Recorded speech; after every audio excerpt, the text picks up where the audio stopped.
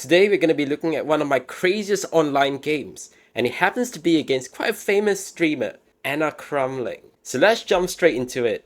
So when I first started this game, I was like, okay, some 2100, okay, b3, let's go, bishop b2. No need to take things too seriously, yeah?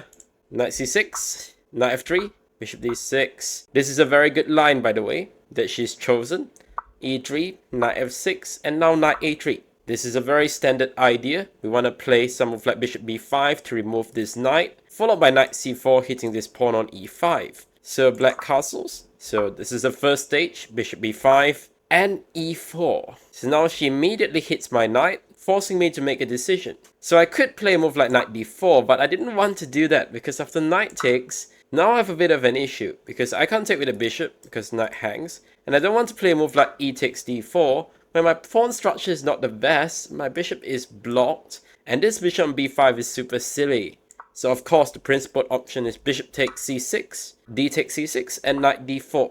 But here she finds actually a very good continuation with the move bishop g4, developing and hitting the queen on d1. So at this point I still wasn't taking my opponent seriously, which as you'll see was a big mistake. I played the move f3, hitting the bishop on g4. I was like, okay, now she takes, g takes f3. I have a great set of pawns, fantastic pawn structure. Later I'm going to use the g file to attack. But of course this is all some sort of daydream because my opponent now strikes with a fantastic blow. So if you want to, you can pause this video and try to find it. That's right, she now played the move knight e4. Oh dear, as soon as I saw this move I knew it was big trouble. F takes g4, it's the only move. So obviously I can't take the knight because queen hangs. And otherwise there are serious threats like queen h4. Now I seriously thought about a move like castles, but now among other things, firstly the move queen h4 looks very strong. But even the move bishop takes h2 is worth consideration.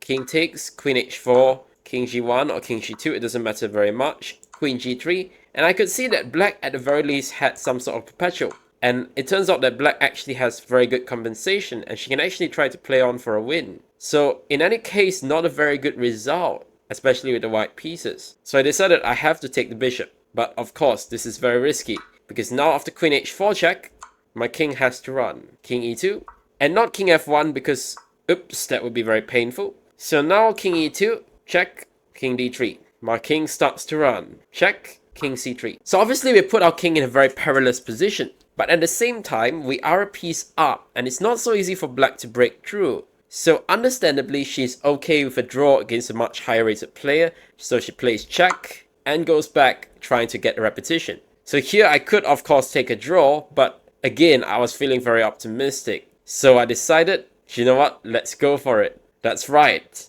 the king marches on. As Steinitz said, the king is a fighting piece, and this is no exception. b5. Of course, what else? So now with king c3, this could actually be a bit of an issue, yeah? King takes, and even moves like knight e4, and the white king is really short of squares here. And it really feels like we're gonna get mated somehow. So certainly not the kind of move that we want to play. So instead I decided I'll have to take this pawn, no choice. C takes, and knight takes b5. So we have lost a piece, or rather black has gained back her piece, but we still have two pawns for it. Now the king on c4 is still an issue, but as you see after queen g2, now we play the move d4. So our idea is to chase this knight on c5 away, then our king can then come back to d3 where it will be relatively safe, and we can try to consolidate our extra pawns. Here I was expecting black to play a move like queen c6, which probably was quite a bit better. In fact, the computer still likes black after the forced move d takes c5, queen takes,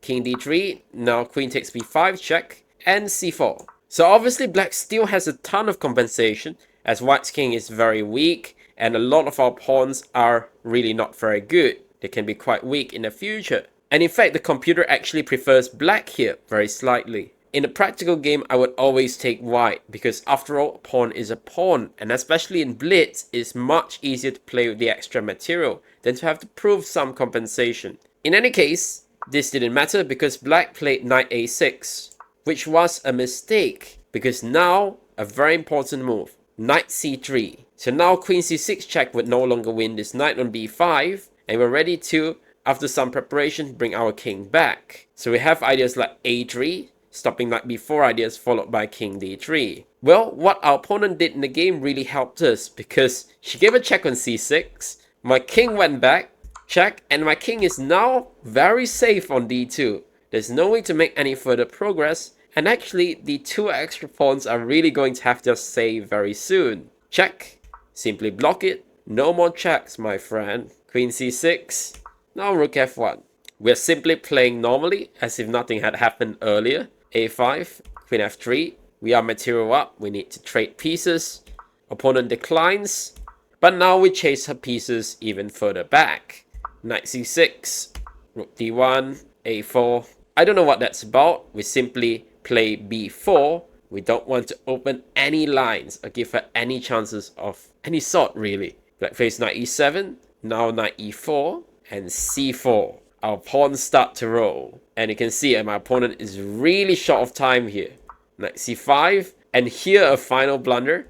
And oh no, the queen is gone. And no, she's not Eric Rosen, so of course it is a free queen, and black resigned this game. So obviously it's a very short game, but definitely a very entertaining one. And one thing I really liked is that the king showed its fighting spirit. And after all, it turns out that Steinitz was right. The king is a fighting piece after all. So I hope you enjoyed this video, and if you'd like to see more of this, then definitely check out my other videos here. And I'll see you next time. Bye for now.